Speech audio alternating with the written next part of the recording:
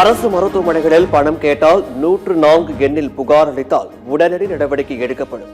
நோயாளிகளுக்கான உணவு, கழிவறை, கூடுதல் வார்டு வசதிகள் மேம்படுத்தப்படும் எனவும் அமைச்சர் அருண்ராஜ் உறுதி.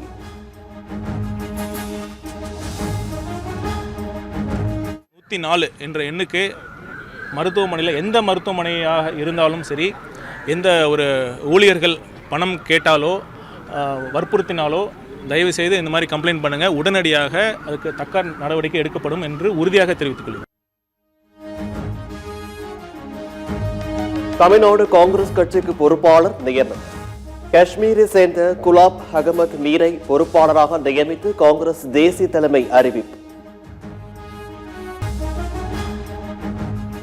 திமுகவை களங்கப்படுத்த வேண்டும் என்ற அரசியல் நோக்கத்திற்காக முன்னாள் அமைச்சர் செந்தில் பாலாஜி மீது வழக்கு பதிவு செய்யப்பட்டது என மூத்த வழக்கறிஞர் NR இளங்கோவன் பேட்டி. போதிய ஆதாரம் இல்லை என கூறி நீதிமன்றம் நிபந்தனையுடன் கூடிய ஜாமீன் வழங்கியுள்ளது எனவும் விளக்கம்.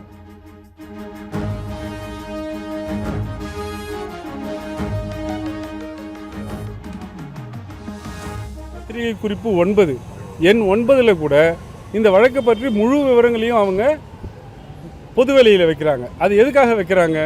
திராவிட முன்னேற்ற கழகத்தின் மேலே ஒரு களங்கத்தை விளைவிப்பதற்காகவும், திரு செந்தில் பாலாஜி மீது களங்கத்தை விளைவிப்பதற்காகவும் இந்த பொய்யான செய்தியை அரசு பத்திரிகை செய்தி குறிப்பாக கொடுக்குறாங்க. அது வழக்கமாக காவல்துறை செய்யக்கூடாது, இந்த வழக்கில் செய்கிறாங்க. சென்னையில் காரின் சன் ரூஃபில் குழந்தைகளை நிற்க வைத்து ஆபத்தான முறையில் சென்றால் அபராதம். சன் ரூஃபில் குழந்தையை நிற்க வைத்து கார் ஓட்டி சென்றவருக்கு 1000 ரூபாய் அபராதம்.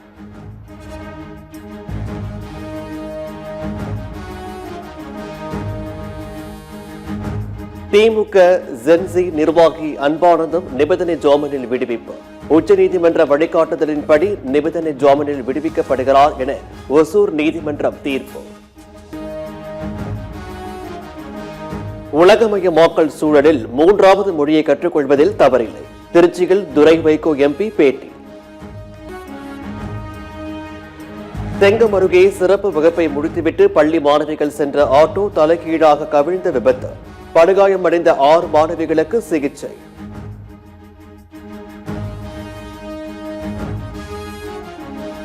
மாநிலம் முழுவதும் இன்று முதல் ஆகஸ்ட் 8ஆம் தேதி வரை போதைப் பொருட்களுக்கு எதிரான கடுமையான நடவடிக்கை எடுக்க வேண்டும். அனைத்து கமிஷனர்கள், IGக்கள், மாவட்ட SPக்களுக்கு DGP மகேஷ்குமார் அகர்வால் உத்தரவு.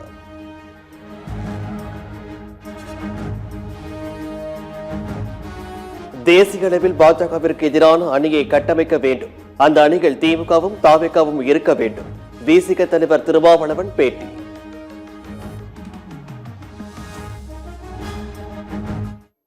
மனசுல வச்சுட்டு பேசல, விடுதலை சிறுத்தைகள் மட்டும் மனசுல வச்சுட்டு பேசல.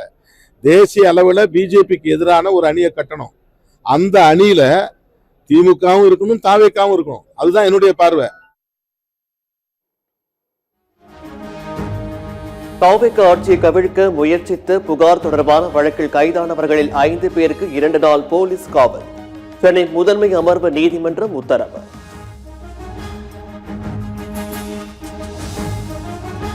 கரூர் கூட்ட நெரிசலில் உயிரிழந்தவர்களின் குடும்பத்தினருக்கு அரசு வேலை வழங்கும் முடிவை கைவிட வேண்டும். நாம் தமிழர் கட்சி தலைமை ஒருங்கிணைப்பாளர் சீமான் வலியுறுத்தல்.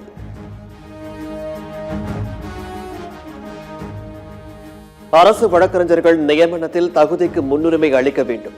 உயர்நீதிமன்ற மதுரை கிளை உத்தரவு.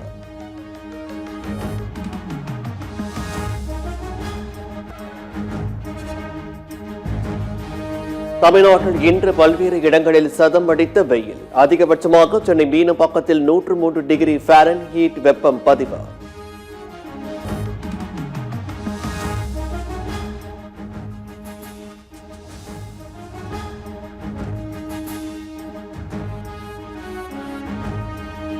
நாளை மறுநாள் கரூர் செல்லும் முதலமைச்சர் விஜய்.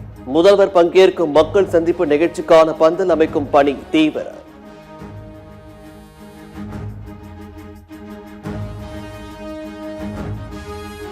திரிணாமுல் காங்கிரஸ் கட்சியின் 3 வங்கிக் கணக்குகளில் உள்ள 440 கோடி ரூபாயை முடக்கியது அமலாக்கத்துறை.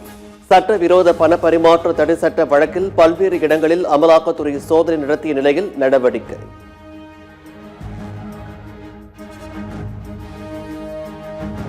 கேரள மாநிலம் கோழிக்கோடு மாவட்டத்தில் கடலில் ஏற்பட்ட சூறைக்காற்றில் சிக்கி தள்ளாடிய விசைப்படகு. மீனவர்கள் தட்டு தடுமாறி உயிர் தப்பி வந்த சிசிடிவி காட்சிகள்.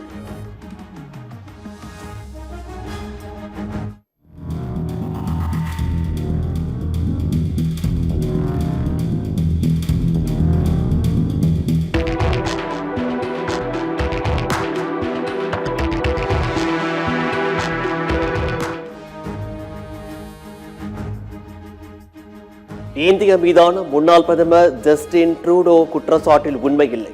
கனடா போலீசார் மறுப்பு.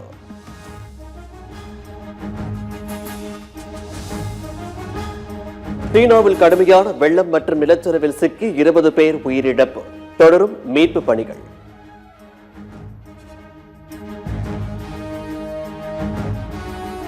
பந்து வீச்சு குறித்து நாங்கள் மறு ஆய்வு செய்வோம். 2 போட்டிகள் கொண்ட டெஸ்ட் தொடரை மேற்கிந்திய தீவுகள் அணி கைப்பற்றிய நிலையில் இலங்கை கேப்டன் தனஞ்சய டி செல்வா பேட்டி.